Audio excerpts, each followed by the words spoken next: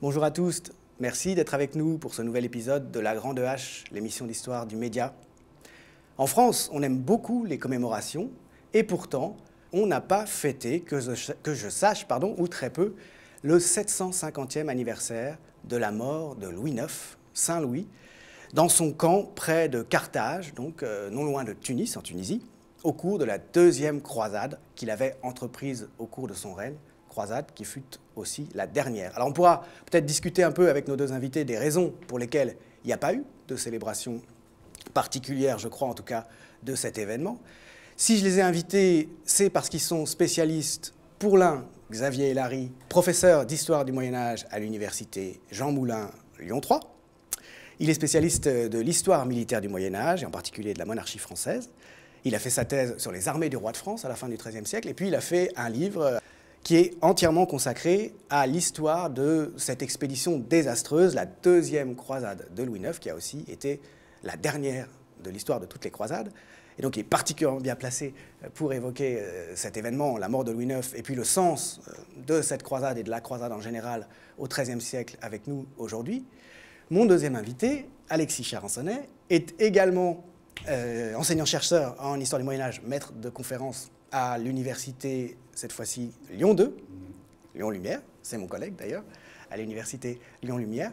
Il est spécialiste en particulier de la prédication, c'est-à-dire de la parole publique, déployée essentiellement par des religieux, qui a une place très importante au cours du Moyen-Âge parce que son contenu est aussi bien religieux que politique et ça constitue, en tout cas à partir du milieu du Moyen-Âge, du XIIIe siècle, une forme de mass média. Les foules se rassemblent pour écouter les prédicateurs et leurs messages sont particulièrement importants.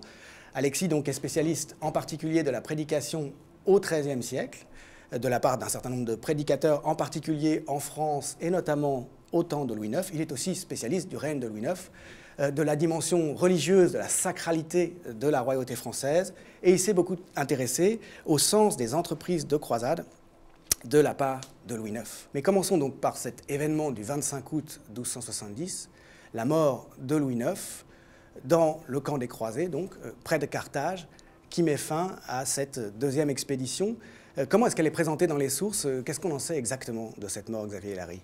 Alors, cette mort est très bien documentée et il est probable qu'elle est perçue d'emblée par les contemporains comme déjà la mort d'un saint. Et on a très rapidement, en fait, pour les contemporains, Louis IX est déjà un saint, en fait. Et c'est ça qui oriente évidemment le récit des chroniqueurs. Saint Louis, évidemment, était très pieux. Sa piété était très largement connue et lui-même organise en quelque sorte son agonie par les prières qu'il fait à Sainte-Geneviève, à Saint-Denis, à Saint-Jacques, enfin les saints un petit peu des protecteurs traditionnels de la royauté capétienne ou de la croisade, hein, Saint-Jacques Matamor, tueur de musulmans. Et puis il se met en scène en se faisant déposer sur un lit de cendres pour bien montrer son humilité. Et les chroniqueurs, finalement, n'ont qu'à partir de ça. Et d'abord, il y a des lettres qui sont expédiées sur la mort de Saint-Louis, qui meurt à 3 heures de l'après-midi, exactement comme à l'heure du Christ. Hein, c'est ce que précisent ces lettres qui sont envoyées au sujet du roi de France. Hein, voilà, exactement. Et donc, il y a toute une opération de propagande, on peut dire déjà, sur... on présente la mort d'un saint. Et on a déjà en tête le fait que c'est un saint.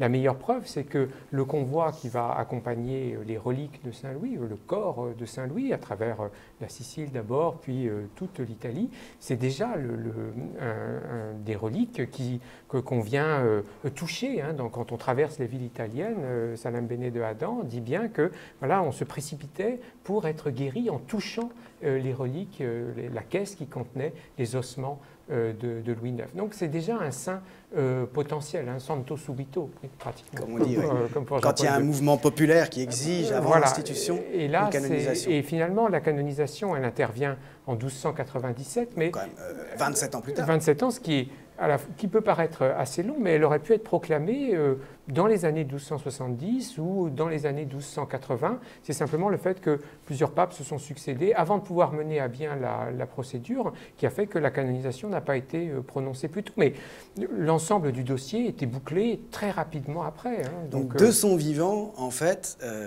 il se considère lui-même comme saint, il est considéré par son entourage comme un futur saint? Se considérait-il lui-même comme un saint, c'est difficile de le dire. Il y avait comme une forme à la fois d'orgueil, qui est souvent l'orgueil des saints malgré tout, des saints potentiels, hein, qu'on pense à Jeanne d'Arc ou même à François d'Assise, mais en même temps une forme de grande humilité. Mais pour ses contemporains, et malgré tout les témoignages que nous avons, alors ce sont les témoignages qui viennent des hagiographes, y compris Joinville, qui était compagnon assez proche, mais un chevalier, un seigneur de Champagne, mais malgré tout transpire de tout cela un certain nombre de constatations qui vont toutes dans le même sens, c'est-à-dire que Saint Louis est un personnage qui impressionnait beaucoup par sa piété, par son comportement, un homme autoritaire, impérieux, mais qui était visiblement au-dessus ou à part des autres.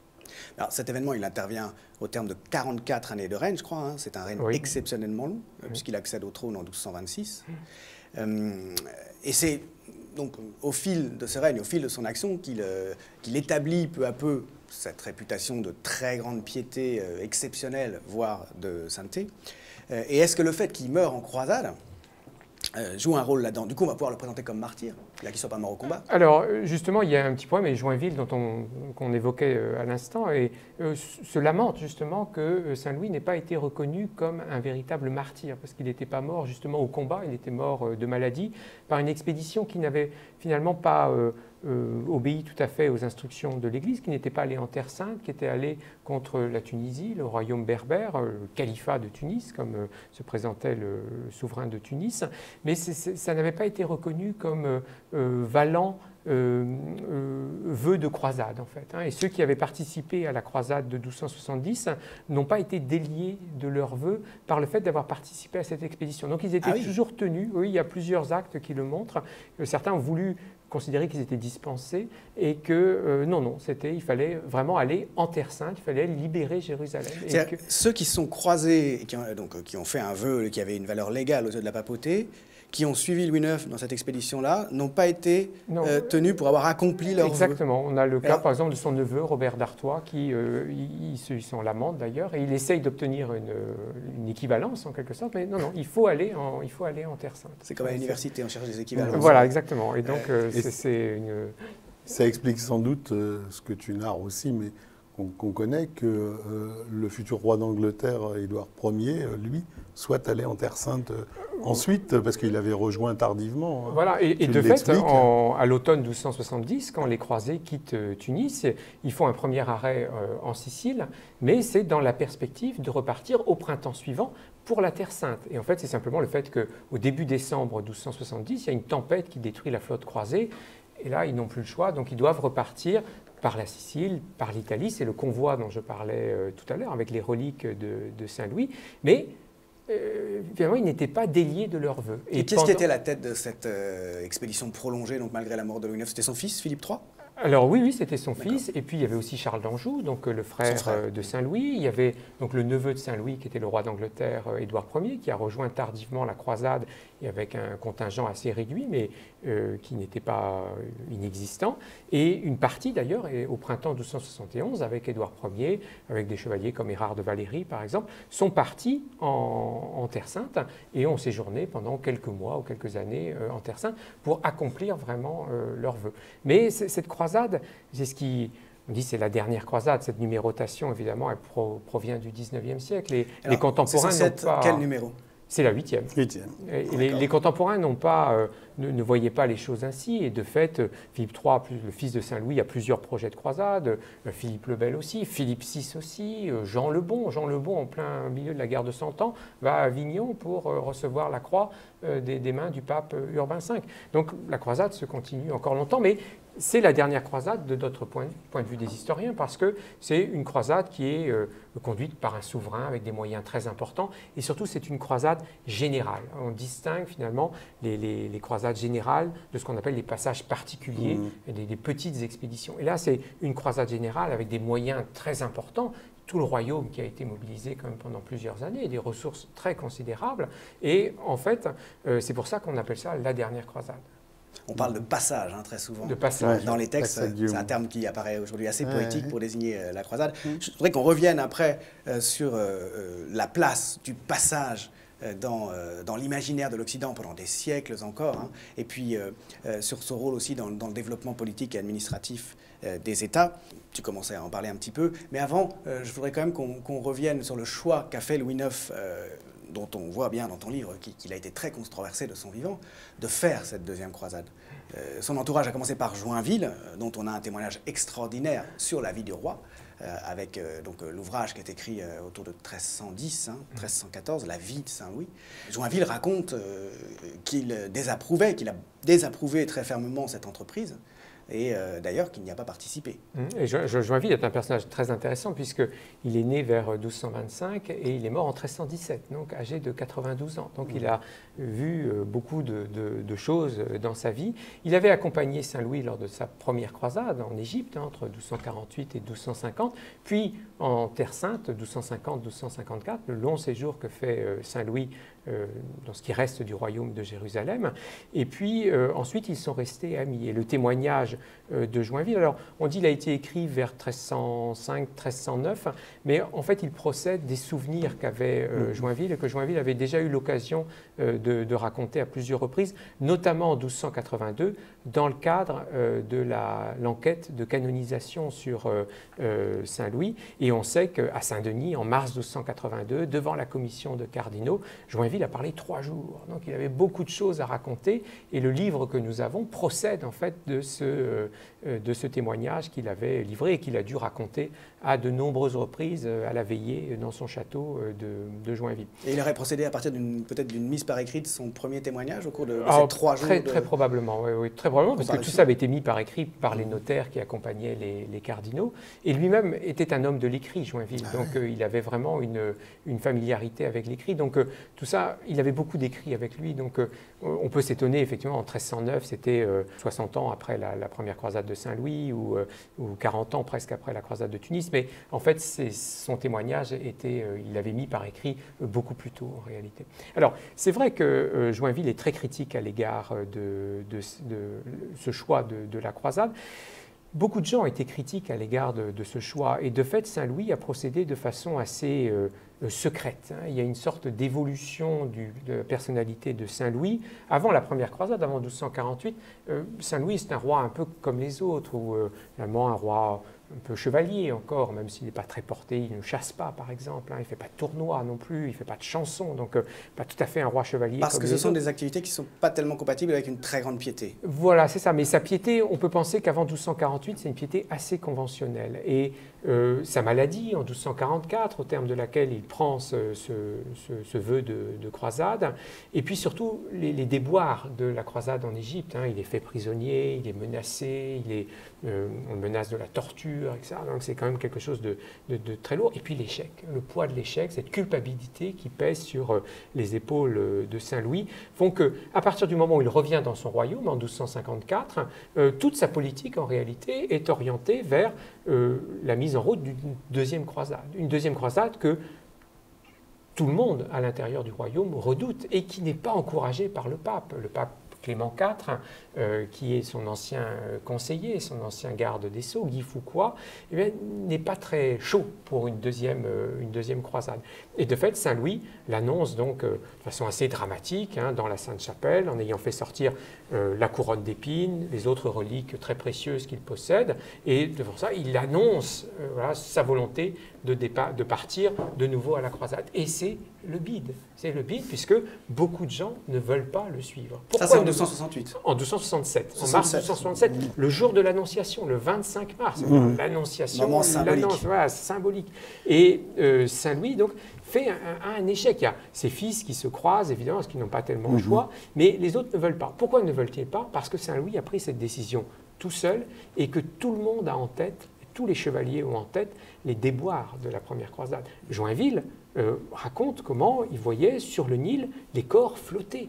Et c'était un souvenir qui était très fort. Après la défaite de la Mansoura, c'est ça? Oui, c'est ça, pendant les prisonniers qu'on égorgeait, que les Mamelouks égorgeaient. Donc c'était très dur, c'était très dur. Et donc, Joinville, finalement, lui, a eu le courage de ne pas, finalement, se joindre, mais pour lui, la culpabilité a été très forte également. De ne pas y être allé. De ne pas y être allé. Donc, Saint-Louis, mais Saint-Louis était quand même un homme de conviction, un homme très charismatique, et donc il va profiter d'une autre fête du calendrier chrétien, qui est la Pentecôte, qui cette année-là est le 5 juin, et le 5 juin, donc il adoube son fils aîné, donc le futur Philippe III, et dans cette cérémonie de nouvelle chevalerie, où il adoube non seulement son fils, mais son neveu, une centaine de jeunes nobles, eh bien évidemment, pris dans l'ambiance, finalement, tout le monde finit par se croiser, sauf Joinville, qui refuse, mais qui devait être là pourtant, puisque son neveu est adoubé à ce moment-là. Une fois le vœu fait, évidemment, seul Dieu peut délier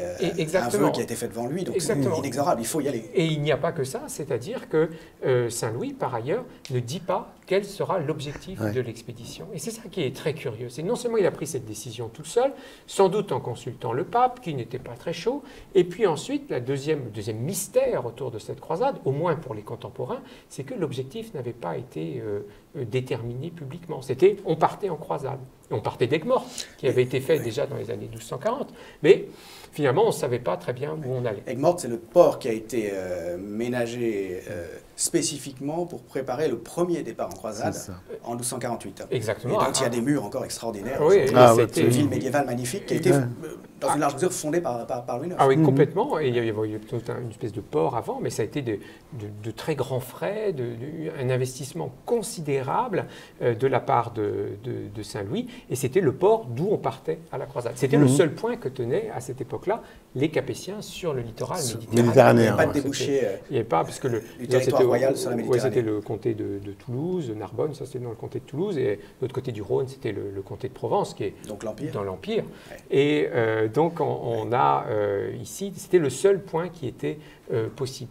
Et donc il y a quand même ici, pendant plusieurs années, entre 1267 et 1270, il y a cette volonté très forte de la part de Saint-Louis d'organiser cette croisade. Mais pourquoi est-ce que l'objectif, c'est pas naturellement Jérusalem? C'est quand même censé être, depuis la première croisade et son succès en 1099, la prise de Jérusalem, le 15 juillet 1099, l'objectif naturel d'une croisade. Oui, mais alors, d'une part, en 1248, Saint-Louis avait attaqué l'Égypte. Et déjà, la 5e croisade avait attaqué aussi en 1217, avait attaqué l'Égypte, parce que l'Égypte, c'était la principale puissance. C'est là où il y avait donc, les descendants de Saladin, puis ensuite les Mamelouks, ces esclaves soldats à partir de 1250.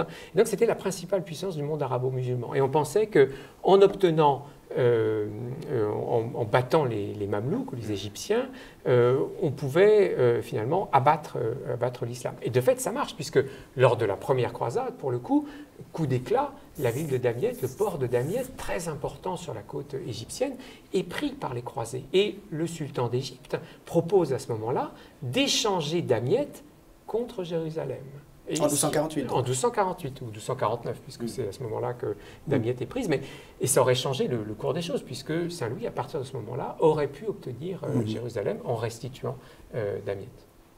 Oui, donc c'était Et donc, alors, ce qui est mystérieux, je ne sais pas si on peut en parler maintenant, c'est le choix de Tunis, puisque le calife de Tunis, donc il se prétendait calife, il y avait plusieurs califes à ce moment-là. Les califes sont les successeurs du prophète.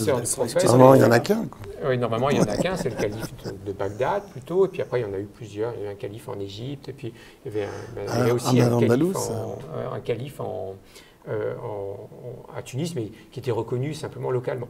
Et le choix paraît très curieux, puisque dans Tunis, il y avait bien sûr beaucoup de marchands, il y avait les fondouks des Génois, des Pisans, des Vénitiens, enfin en tout cas beaucoup des Génois, ce qui a son importance pour la suite. Et puis il y avait un couvent dominicain, c'est-à-dire que dans ce pays d'islam, les dominicains qui sont comme les prédicateurs par excellence, les convertisseurs, si j'ose dire, par excellence, avaient une église et avaient un couvent et étaient admis en quelque sorte. Donc c'était un lieu pour le coup de tolérance. De coexistence. De coexistence. Et pourquoi attaquer Tunis? Eh bien, Là, c'est un peu le mystère. On a proposé plusieurs hypothèses. Celle à laquelle je me suis rallié, c'est l'idée que finalement, ces dominicains qui étaient très présents dans l'entourage de Saint-Louis ont fini par convaincre Saint-Louis que par sa tolérance en quelque sorte, mais c'était une qualité, une vertu qui n'était pas tellement compréhensible par les gens de l'époque finalement, c'était en fait de la part du calife de Tunis un appel à la conversion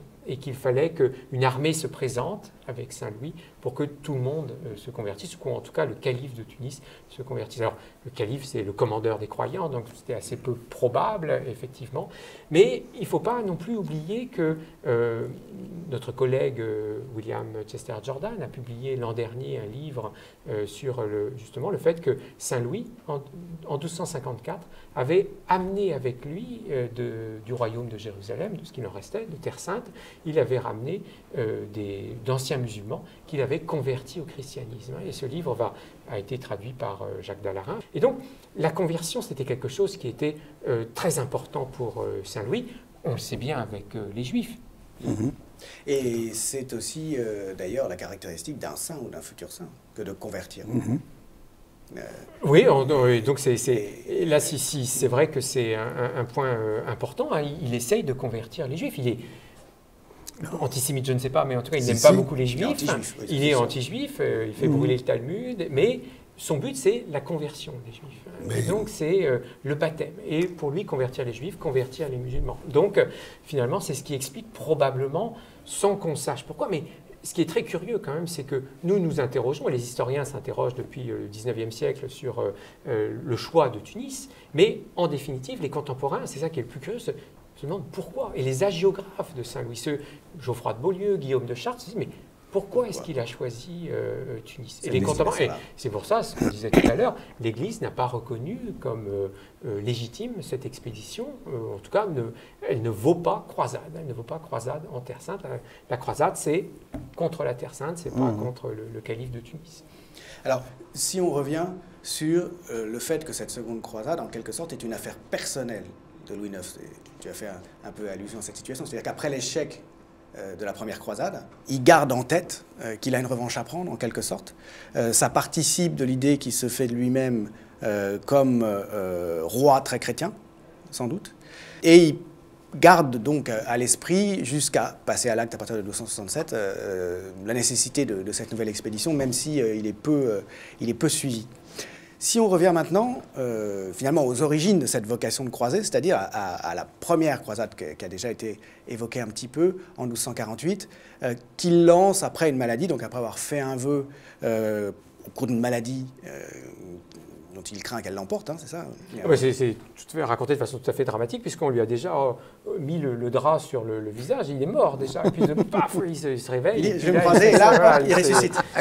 Et sa mère, la terrible Blanche de Castille, il dit j'aurais préféré qu'il meure. Ouais. Donc, plutôt que d'aller en croisade. Plutôt qu'il parte. Elle réputée bigote, ben oui, parce qu'il laissait le royaume. Et puis il l'a laissé elle, surtout. Oui, il est parti pour lui échapper. Il quittait sa maman. Alors donc ta thèse, c'est qu'il serait parti en croisade pour échapper à sa mère. Ah mais c'est largement admis comme thèse. Enfin... D'accord, donc c'est vraiment Freud au XIIIe siècle. Ouais, c'est ça, c'est parce que Joinville raconte ça très bien. Il dit, voilà, quand arrive en Terre Sainte la nouvelle que Blanche de Castille est morte, Saint-Louis est complètement effondré. Il reste pendant 3 jours. Puis ensuite, il appelle Joinville. Et Joinville, qui n'est pas très empathique, lui dit, mais il fallait bien qu'elle meure. Donc voilà, il fallait bien qu'elle meure. Ça, c'est pendant la première croisade. Il apprend alors qu'il est en Égypte. Voilà, en Terre Sainte. Alors qu'il est en Terre Sainte après l'échec de la croisade d'Égypte. Il va faire un peu de tourisme. Après son échec en Égypte, il est libéré, il va faire un peu de tourisme, mais non armé, un pèlerinage en Terre Sainte. Et c'est là qu'il apprend la mort de sa mère. Et d'ailleurs, c'est un très beau passage parce que Joinville, alors dans Joinville, parce que Joinville distingue bien le chagrin privé du deuil public, quoi. Puisque un chrétien ne doit pas spécialement s'émouvoir du fait que sa mère est décédée, normalement.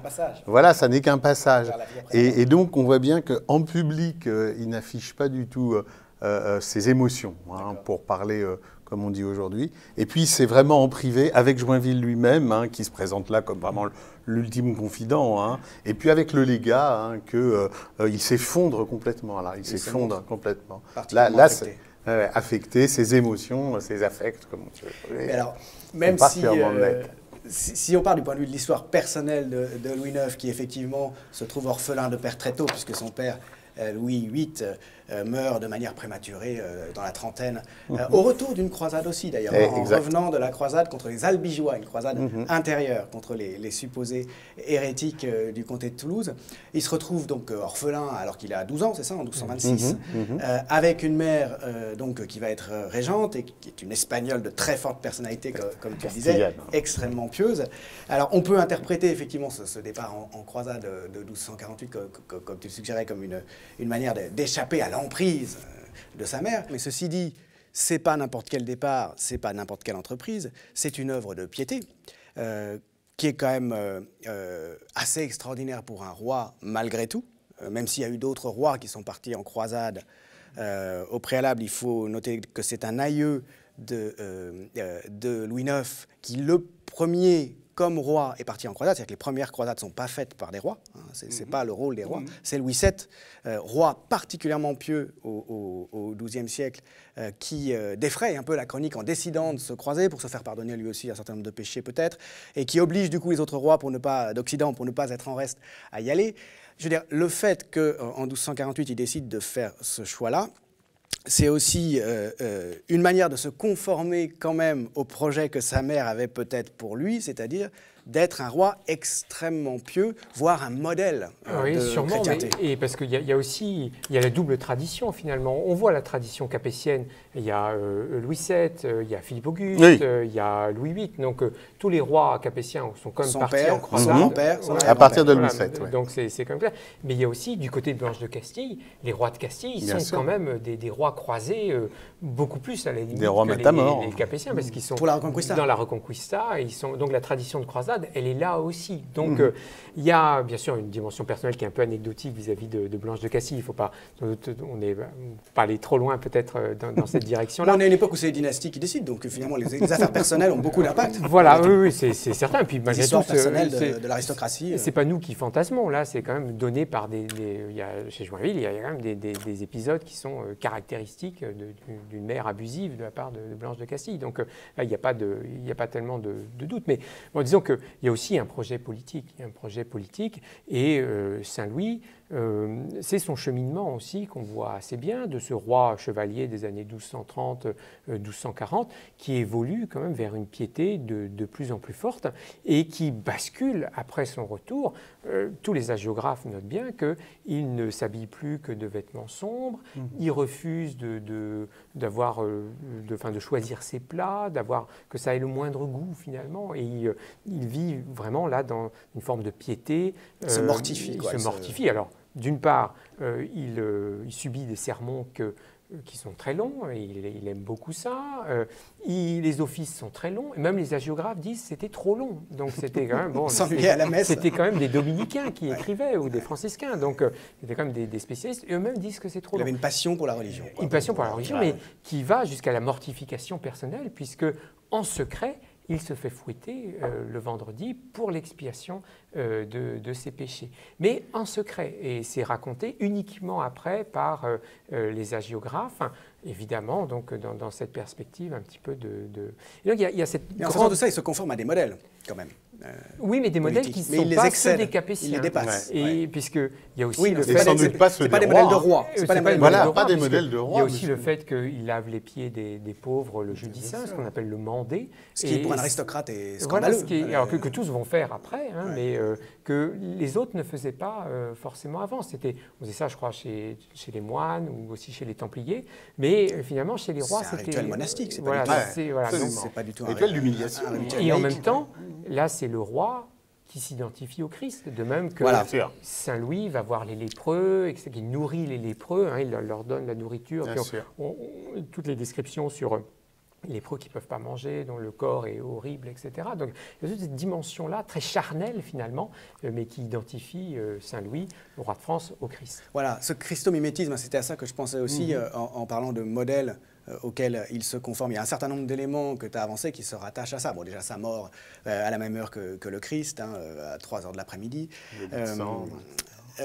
Cette Sainte-Chapelle dont tu as parlé, qu'il a fait construire ce joyau qu'on peut encore voir intact sur l'île de la Cité à Paris. Cet édifice gothique somptueux qu'il a fait construire pour abriter les reliques de la Passion du Christ, c'est-à-dire sa mort sur la croix, et en particulier l'épine, la couronne d'épines, pardon, du Christ qu'il a racheté aux Vénitiens, qu'il a tenu en gage des gens de Constantinople, à Grand Prix, qu'il a fait venir à Paris. Cette dévotion qu'il a donc particulière pour ces attributs du Christ au moment de sa mort, ça va de pair quand même avec cette imitatio Christi, comme on disait en latin, cette imitation du Christ qu'il adopte, quitte à être en rupture avec les modèles de superbe, de fierté aristocratique, et avec les autres modèles de royauté. S'auto-humilier comme il le fait, on le disait, c'est ce que font les gens qui recherchent la vie de perfection et l'imitation du Christ, soit dans les cloîtres, les moines, soit comme religieux mendiants, soit comme les franciscains. Donc là, il y a quelque chose de nouveau, de spécifique, et ça renvoie aussi au fait que le Christ est roi, quand même, dans la tradition du Nouveau Testament. Enfin, la papauté a beaucoup développé cette idée de la royauté du Christ. Évidemment, à son propre compte, puisque les papes sont les vicaires du Christ, et s'ils sont les vicaires du roi des rois, ils ont en définitive une fonction politique supérieure. Louis IX va être pleinement en phase, en apparence en tout cas, avec cette thématique christique, du vicariat christique, qui est celle de la théocratie pontificale, des papes de l'époque, qui sont des grands acteurs de la politique européenne. Je crois que tu as raison d'insister sur la nouveauté, parce que finalement, Saint-Louis est une figure familière pour nous. On connaît bien à travers les récits des hagiographes qui sont qu'on pense au Saint-Louis rendant la justice sous son chêne, mais ça cache un peu... Sage. Ouais, un roi sage, un roi justicier, un roi juste, mais... Ouais, c'est vrai qu'il faut insister sur la nouveauté finalement de Saint-Louis, et qu'après c'est devenu un modèle, et tous les rois, y compris les Bourbons, ont essayé un peu de copier Saint-Louis jusqu'à un certain point, mais il y a une forme de nouveauté dans ses pratiques et dans sa religiosité, et qui a déstabilisé un petit peu les contemporains. On a des témoignages quand même disant que une dame qui, sur son passage, aurait dit de Saint-Louis qu'il était le roi des mendiants, c'est-à-dire le roi des ordres mendiants, et qu'il n'était pas, il n'était pas le bon roi. Et Joinville, au contraire, dit, mais quand même, quand il y avait des... C'est vrai qu'en temps normal, il s'habillait toujours en noir, à partir du moment où il est rentré de croisade en 1254, mais que quand même, dans les grands moments, dans les grandes fêtes dans le cérémonial capétien, quand il avait à paraître en roi, eh bien, il s'habillait quand même en roi. Donc, c'est un peu curieux, qu'il y avait cette très grande humilité, et puis en même temps, ce respect de ce qui doit être l'apparat royal, en quelque sorte. Ouais, vas-y. Un petit ajout, pas un commentaire, à propos de la femme parisienne qui lui aurait, qui l'aurait dénoncé. Elle s'appelait Sarrette. Comme roi des mendiants. Je crois que c'est dans le cadre de la querelle des mendiants et des séculiers, ce qu'on appelle, après leur tour de croisade, où Saint-Louis, donc c'est une querelle qui est née à l'Université de Paris, où sur deux modèles, au départ sur les questions d'enseignement, est-ce que les mendiants ont le droit d'occuper des chaires d'enseignement, eux qui travaillent gratuitement? C'est ça le cœur au départ. Et tout ça pour dire qu'il y a un porte-parole des séculiers, Guillaume de Saint-Amour, qui prend à partie dans ses sermons publiquement le roi. En plus, c'est un débat public quand même qui se pose dans Paris. Et donc Saint-Louis lui défend les mendiants. Et c'est d'ailleurs lui qui va exiler Guillaume de Saint-Amour dans son village. C'est-à-dire que c'est le roi qui prend la décision, alors qu'il est condamné pour des raisons doctrinales, mais il n'est pas considéré comme hérétique, Guillaume de Saint-Amour. Il se bat contre certains privilèges que s'arrogent les mendiants à l'université, et c'est Saint-Louis qui l'exile délibérément. Et c'est dans le cadre de ce débat qu'effectivement, une partie de la population parisienne prend plutôt parti pour les séculiers que pour les franciscains et les dominicains à l'université. Et de fait, donc c'est intéressant, quoi. Les franciscains et les dominicains étaient aussi très critiqués. Leur bien succès sûr, bien sûr, chez Rudebeuf ou chez beaucoup de poètes et de chroniqueurs du temps. Absolument. Les présentent généralement comme hypocrites. Voilà, donc c'est pratiquement une fausse pauvreté. Il faut rappeler que ce sont des ordres religieux de création très nouvelle à cette époque-là. Alors que le monachisme est évidemment très, très ancien et remonte aux origines du christianisme. La discipline des ordres mendiants date du début du XIIIe siècle. Elle est étroitement liée au pouvoir pontifical. Ce sont des créations pontificales que ces ordres. Mais alors, je voulais revenir avec toi en particulier Alexis, sur le fait que ce règne de Louis IX, c'est aussi un moment très particulier dans l'histoire générale de la montée en puissance de la monarchie française dans la géopolitique européenne. On peut dire qu'il y a un vrai décollage qui fait que le royaume de France devient en quelque sorte un mastodonte politique, une très grande puissance, la plus grande puissance d'Occident, dès la deuxième moitié du règne de Philippe Auguste. Mais enfin, on passe à une autre dimension sous son petit-fils Louis IX, alors que on était quand même dans une situation où il y avait toute une série de forces de la part de l'aristocratie, des principautés qui n'étaient pas forcément spécialement bien rattachées au domaine royal, avec à leur tête des comtes, des ducs qui n'étaient pas forcément très fidèles au roi. Le modèle de royauté que Louis IX va développer, particulièrement pieuse, imitant le Christ à maints égards, et puis passant à la tête d'expéditions collectives que sont les croisades, ça va être décisif aussi dans le développement finalement, dans l'affermissement en tout cas du pouvoir royal dans le royaume de France. En tous les cas, moi, c'est une idée que j'ai depuis longtemps en ayant plus étudié la première que la seconde croisade, que je laisse, de Saint-Louis, que je laisse volontiers à Xavier. Son livre est impeccable. Donc, c'est que effectivement tout le début du règne de Saint-Louis, y compris parce qu'il devient roi d'abord mineur, et qu'il a cette tutelle pesante de sa maman, ça c'est clair. De ce point de vue-là, d'ailleurs, un certain nombre d'historiens disent que le premier moment où il marque la rupture avec sa maman, alors je reviens un peu sur les problèmes freudiens qu'on a touchés, c'est la grève de l'université entre 1229 et 1230, où elle soutient le légat présent, son nom m'échappe, le représentant du pape, et puis l'évêque de Paris, contre les étudiants qui ont été tués par les forces de police. Déjà. Il y a déjà des petits problèmes. Des vieilles histoires comme ça. Et donc là, Saint-Louis, lui, prend le parti ouvertement des étudiants de l'université, sans doute avec la conscience politique que l'université est un pilier de son royaume, un récent pilier, mais un pilier, et qu'il n'a absolument pas intérêt à se mettre à dos ces gens-là. Et donc là, c'était juste pour dater. Donc il y a comme ça plusieurs moments où il semble que Saint-Louis ait effectivement voulu s'émanciper de cette très pesante tutelle royale. Mais par contre, s'il arrive à sortir peut-être des griffes dès ce moment-là de sa maman, au tournant début des années 1230, il est encore confronté à toute une série de révoltes baroniales, où on a à peu près toujours les mêmes, selon des configurations variées, avec très souvent d'ailleurs un lien étroit de ces barons avec l'Angleterre. C'est lié soit directement avec des débarquements du souverain anglais, Henri III, alors ça sera surtout le cas pour les batailles, enfin la campagne qui aboutira à Taillebourg à la fin des années 1230, au début des années 1240. C'est ça. Ouais. Mais il y en a d'autres. Alors, sont concernés de très grands personnages, Pierre Mauclerc, d'autres encore. Thibaut de Navarre, moi, ce qui m'a toujours aussi frappé, enfin le futur roi de Navarre, Thibaut de Champagne, qui deviendra son gendre, et qui, à l'époque, est très souvent un ennemi.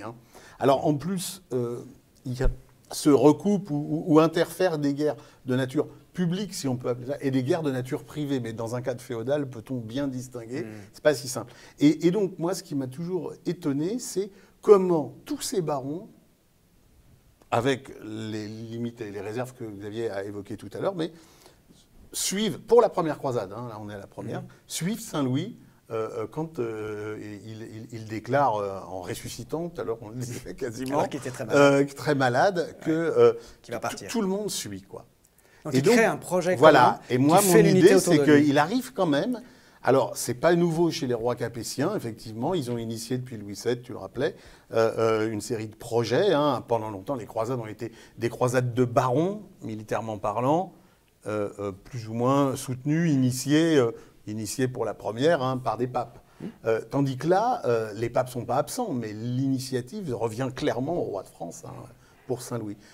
Et le pape est là en supplétif, et on voit même, tu l'as dit, pour la deuxième croisade, un pape qui le connaît très bien hein, et qui est plutôt réticent, hein, sans doute parce qu'il a d'autres affaires à régler au sein de la chrétienté. Ces révoltes régulières des barons, il faut les rattacher au fait que le pouvoir royal, l'institution royale, n'a pas encore pris à cette époque, complètement en tout cas, les dimensions qui nous sont familières, auxquelles on pense spontanément, qui sont celles d'un État. D'un État, c'est ça. D'un État centralisé, avec faculté souveraine d'intervenir partout sur le territoire. Soit ça, c'est quelque chose, ce qu'on va appeler l'État moderne, qui prend forme précisément à partir du XIIIe siècle, mais qui est encore bien loin d'être achevé. Le processus est encore bien loin d'être achevé. Et les deux principales entraves à ce processus, à cette montée en puissance des États royaux centralisés, ce sont d'une part le pouvoir de l'Église, qui, elle, a une juridiction universelle, indépendamment des frontières des royaumes, avec le pape au sommet, et ça va donner des conflits très forts entre les États naissants et la papauté, pendant cette période et un peu plus tard. Et puis, d'autre part, l'aristocratie. Bien sûr. Jusqu'à la Fronde, au XVIIe siècle, jusqu'à Condé, jusqu'au devoir de révolte que les grands intégraient dans leur éthique aristocratique si la royauté limitait leurs privilèges, eh bien, il y a autonomie des pouvoirs seigneuriaux, des grands pouvoirs princiers. On est au début du processus, on est à une époque où encore cette idée est très très vive, que la royauté n'a pas tout simplement à se mêler de toute une série de choses internes aux principautés. Et ce que Louis IX va réussir à faire dans une certaine mesure, et qui peut paraître très moderne rétrospectivement, sans faire trop de téléologie, c'est justement créer les conditions de cette montée du pouvoir royal, créer les conditions d'une pacification, en tout cas, de l'aristocratie autour de lui. Oui. C'est ça le sens, finalement. Autour d'un projet commun, d'un projet idéologique commun. Alors, ce qui m'a en plus toujours convaincu de ça, il y a ce phénomène de l'arrêt des révoltes. Hein. Les historiens disent souvent, je pense à Jean Richard, de grands historiens, de Saint-Louis, qui ont fait des biographies qui ont daté, hein, que le tournant, c'est un des tournants du règne de Saint-Louis, c'est la première croisade, souvent même le tournant, hein, et si on suit le raisonnement de Xavier, finalement, compte tenu du fait qu'il revient pour préparer la seconde, ça serait vrai. On peut peut-être, sinon le déplacer, en tous les cas, commencer un peu avant, avec ce que tu évoquais, les reliques, quoi.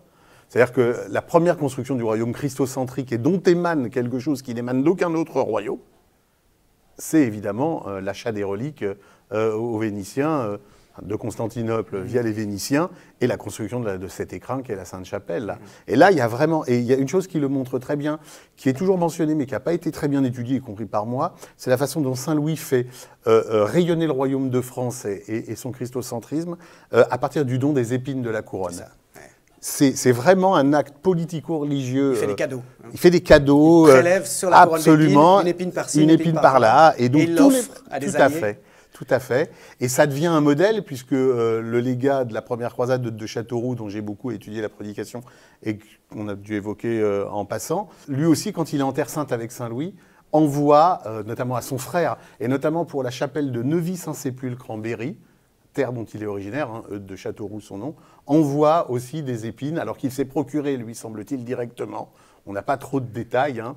Mais qui sont censés être des épines tout à fait, de la couronne. Du Christ aussi. Donc c'est posséder la couronne, c'est typiquement, et les présents qu'on peut faire à partir des reliques christiques, c'est typiquement un moyen de... Alors, je ne sais pas jusqu'à quel point ça a touché les barons, mais en tous les cas, de Châteauroux a prêché. Alors, ce qu'on connaît, c'est à la croisade. Hein, le premier sermon qui concerne ça, c'est le sermon de dédicace de la Sainte-Chapelle, où c'est lui qui prêche, hein, puisqu'il est déjà légat de la croisade, donc en France, hein, pour la prêcher et la préparer. Quand la Sainte-Chapelle est inaugurée, donc. Hein. Oui, tout à fait, hein, en 1248.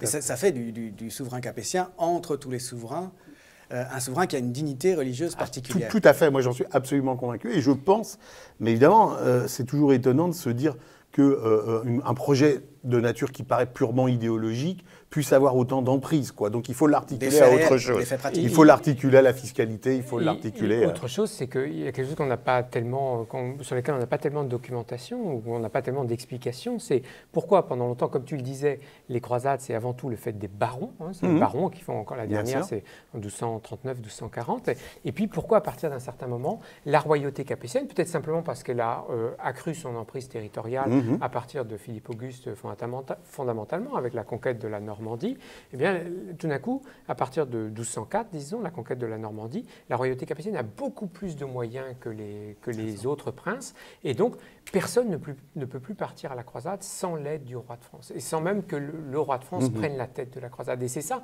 le grand basculement du XIIIe siècle. Les barons résistent encore un petit peu. Il y a des croisades de barons tout au long du XIIIe. Jusqu'en 1240, parce qu'après, il n'y en a plus. Il y en a plus. Mais qui sont sur un module beaucoup moins important.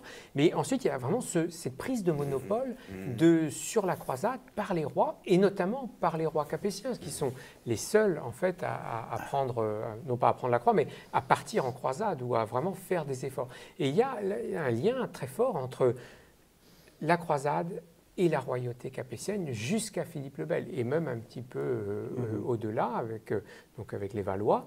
Mais il y a ce lien très fort qui s'ancre vraiment dans le règne de Saint-Louis. Oui, non, mais ça, j'en suis absolument convaincu comme Xavier. Et de ce point de vue-là, les rois capétiens se distinguent en plus très fortement des puissances concurrentes. Alors, on met à part la papauté, elle peut être concurrente, on l'a dit, mais évidemment, la grande concurrence, c'est l'Angleterre, puisque Saint-Louis vient militairement de régler à peu près la question anglaise, à peu près. Il la réglera par des traités contre Henri III, mais Henri III passe son temps à annoncer au pape qu'il va partir en croisade sans jamais y aller, quoi.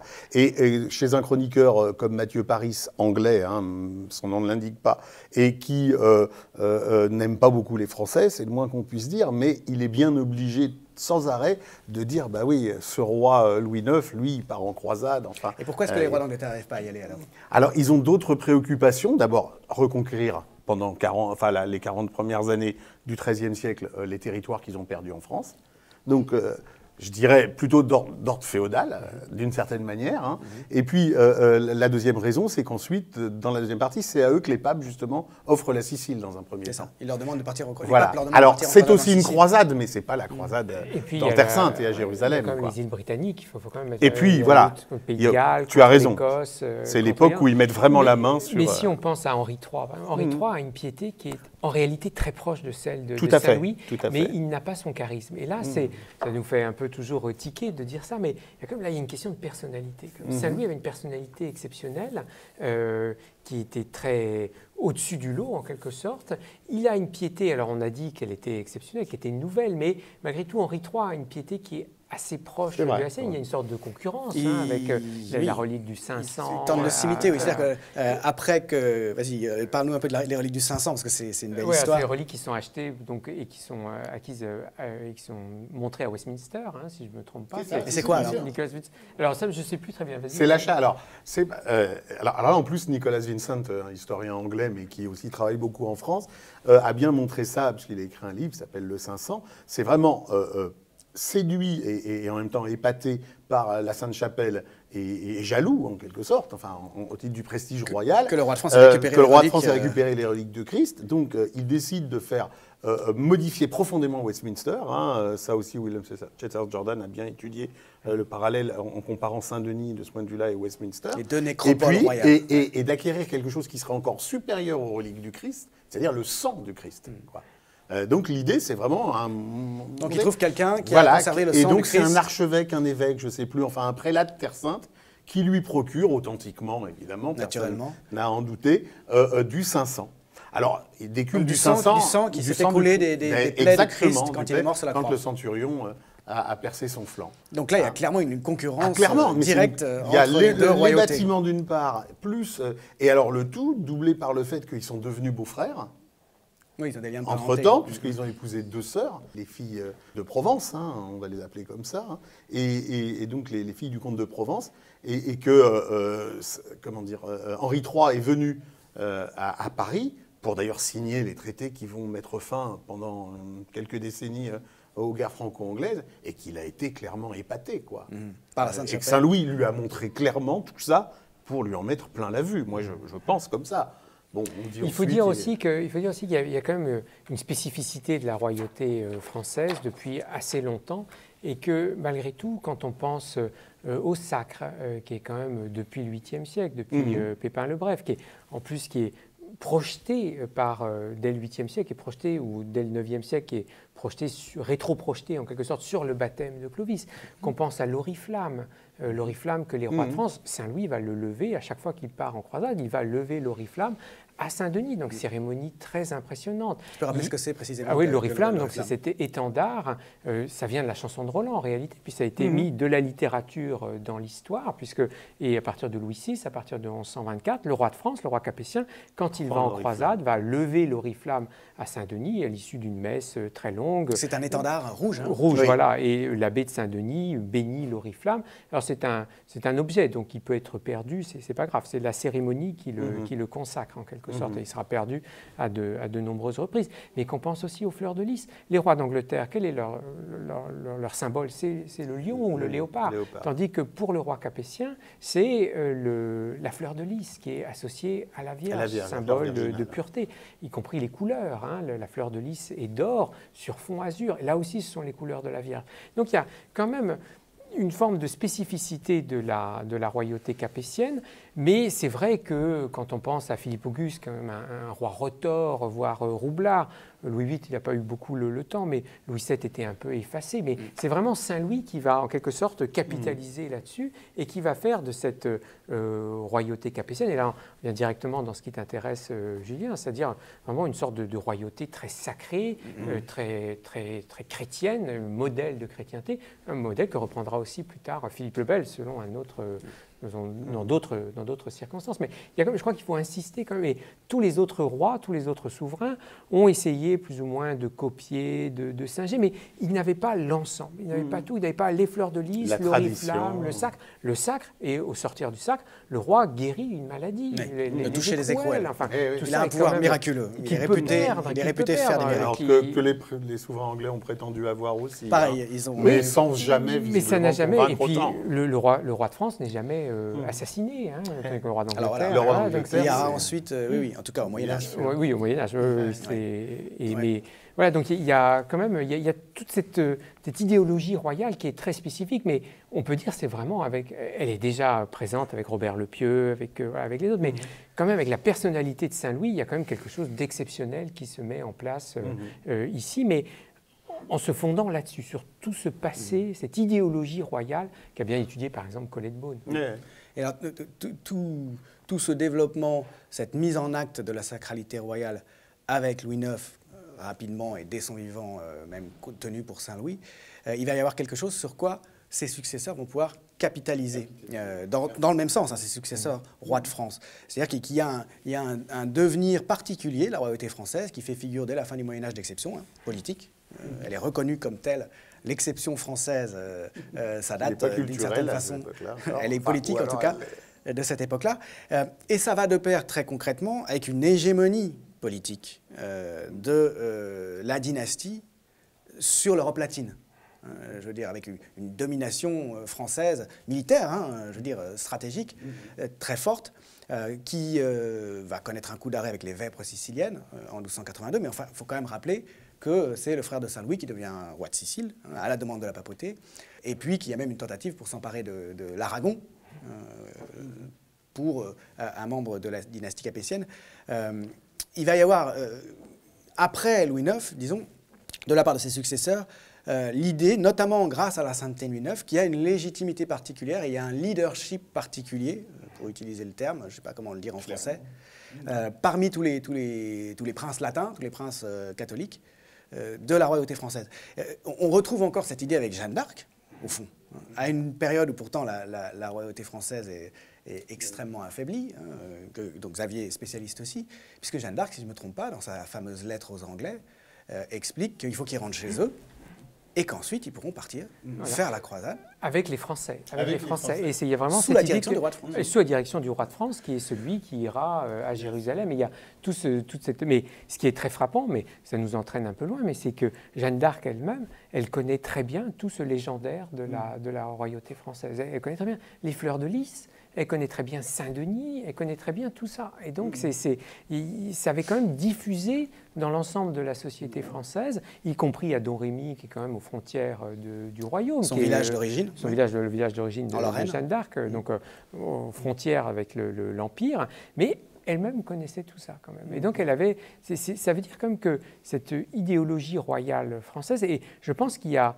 dans cette exception française, il y a quand même, il faut voir qu'il y a une exception française en fait. Au Moyen-Âge, c'était le royaume le plus peuplé, c'était le royaume qui était au centre de la chrétienté occidentale, mais il y a quelque chose d'exceptionnel en fait. Et c'est déjà un petit peu la grande nation finalement. Hein, il y a une espèce de messianisme comme ça qu'on retrouve peut-être la Révolution française au XIXe siècle. Il y a quelque chose d'un peu de tout à fait étonnant.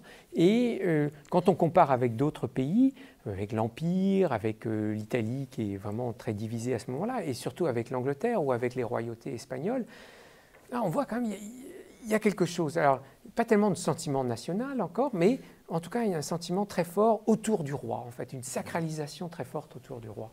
Et de ce point de vue-là, tout à l'heure, je plaisantais avec ça, mais finalement, il y a peut-être aussi une exception culturelle française. J'ai parlé de l'université. Certes, il n'y a pas qu'à Paris qu'il y a une université, mais enfin, la grande université de théologie, elle a un prestige tout à fait particulier. Il ne faut pas oublier que un certain nombre de papes du XIIIe, de papes théocrates, ont fait leurs études, à commencer par Innocent III, hein, au tournant du XIIe, XIIIe, à Paris, et que c'était même une obligation pour les fils de l'aristocratie romaine qu'on destinait aux prélatures, d'aller faire la théologie à Paris, quoi. Là aussi, et d'ailleurs, Saint-Louis, alors c'est ce que je disais tout à l'heure, semble avoir très, très tôt compris. Et donc, moi, je voulais juste rajouter un mot, c'est que donc, moi, ce qui m'avait fait réfléchir autour de cette exception qu'on a tous les trois parcouru, c'est que on dit toujours, on lit souvent dans les ouvrages que la croisade au XIIIe siècle, surtout du fait que les deux croisades de Saint-Louis ont été des désastres militaires quand même, hein, et la deuxième, sont des échecs. Or, c'est pas si sûr. C'est des réussites politiques et symboliques. Voilà, politiquement et symboliquement, et donc ça pose un problème. Comment fonctionne l'idéologie, quoi. Ça renvoie à Marx, entre autres, hein, et à l'idéologie allemande. Bon, par exemple, hein, il y a bien d'autres gens, mais vraiment, ça pose un vrai problème parce que nous, avec notre regard, et j'ai été frappé en lisant le livre de Xavier parce que la conclusion est terrible, quoi. Et sans appel et juste. Hein, c'est un échec total. Échec total, un coup faramineux. Au plan pratique. Parce qu'en plus, il a fallu payer une rançon gigantesque lors de la première. Ouais. Rappelons que plus tard, pour payer le rachat de Jean Lebon dont on parlait tout à l'heure, il a fallu créer le franc ensuite, enfin remettre la monnaie d'aplomb. Prisonnier pendant la guerre de 100 ans. Voilà, pendant la guerre de 100 ans, dans les années 1350, milieu des années 1350. Et là, donc, des dépenses considérables, la construction d'Aigues-Mortes, même si on peut là aussi voir l'avenir. Et pourtant, ça a donné quelque chose. C'était pas bâti sur du sable, mais ça a donné quelque chose et ça a permis que très tôt, Saint-Louis soit une matière formidable pour les rois. Et de ce point de vue-là, lui-même l'imitation, tu dirais, moderne. Ouais. Et de ce point de vue-là, lui, il a sans doute amorcé les choses. Tu l'as montré par la mise en scène de sa mort, hein, qui est évidemment voulue, enfin, me semble-t-il, la manière dont il prend la croix. Bon, mais et puis donc aussi pour la Sainte-Chapelle, la manière dont il purifie son royaume. Par exemple, lors de la première croisade, il y a une véritable purification du royaume entre 1245, prise de croix, et 1248. Mais vraiment, au moment du départ. Hein, et après 1254. Avec des lois contre et bien sûr. Avec des lois contre le blasphème. Voilà, c'est là, par exemple, qu'il fait brûler le Talmud. Oui, et des lois anti-juives, etc. Et ça se conclut bien à l'Université de Paris, d'ailleurs, avec la sentence du légat, étant présent toute une série de gens, beaucoup de dominicains. Et d'ailleurs, il faudrait vraiment faire l'enquête de tous les gens qui assistent, hein, qui sont en quelque sorte les témoins de la sentence donnée par le légat, qui sont tous des stars de l'université et du clergé de la France. Donc là, il y a quelque chose qui pose un problème à l'historien tel que nous, mais qui renvoie à cette idée qu'il y a vraiment une exception liée à la personnalité du bonhomme, liée à sa capacité à utiliser les événements, mais parfois aussi à se casser complètement la figure du point de vue de ses entreprises. Et ce qui est curieux, c'est que Saint-Louis, finalement, a été... C'était un rêve solitaire. C'est Georges Duby qui parle d'un grand rêve solitaire. Et c'est vrai que, voilà, pourquoi... Enfin, qu'est-ce qu'il avait en tête? Il était quand même très affaibli, il était malade, il avait 56 ans, donc c'était un homme relativement âgé pour l'époque. Ah oui, on est vieux à donc l'époque, il avait, à cet âge-là. voilà, il avait toutes les raisons de de ne pas partir ou de partir différemment. Et là, toute cette expédition, qui est pourtant, c'est un excellent organisateur, puisque dans les années 1240 comme dans les années 1260, les deux croisades sont parfaitement organisées. On loue une flotte, on équipe Aigues-Mortes, on rassemble des vivres, du ravitaillement, tout ce qu'il faut. Du point de vue logistique, c'est très bien fait, d'après ce qu'on peut voir. Et puis en même temps, il y a, surtout en 1270, qu'est-ce qu'il voulait? Qu'est-ce qu'il voulait faire? Quelle était son intention? Il y a quand même là un mystère, et qui est un mystère très solitaire. Et on lui a reproché, et Joinville, je pense, le lui reprochait cette dimension très solitaire qu'il avait, individuelle, voilà, et de ne pas se préoccuper finalement tellement des autres, en fait. Hein. Il y avait un peu c'est très mystérieux. Merci beaucoup à l'un et l'autre. Il y a deux problématiques passionnantes, me semble-t-il, qu'on a vues là. Et d'abord, celle qui croise les individus et les grandes tendances en histoire. C'est la thématique du grand homme, finalement. Comment est-ce qu'une personnalité particulière peut avoir un impact par son comportement individuel presque sur le sens de l'histoire, enfin, sur le développement des événements. Et puis aussi la profondeur historique d'un phénomène qui nous est un peu familier, la prétention française à l'exceptionnalisme, hein, une certaine forme d'exceptionnalisme français. Ça plonge bien plus loin qu'on pourrait le croire, hein, bien avant la Révolution française, bien avant Louis XIV et la monarchie absolue, dès ce XIIIe siècle, qui est le siècle de Saint-Louis, comme on l'a appelé. Merci beaucoup à l'un et l'autre. Merci. Merci beaucoup.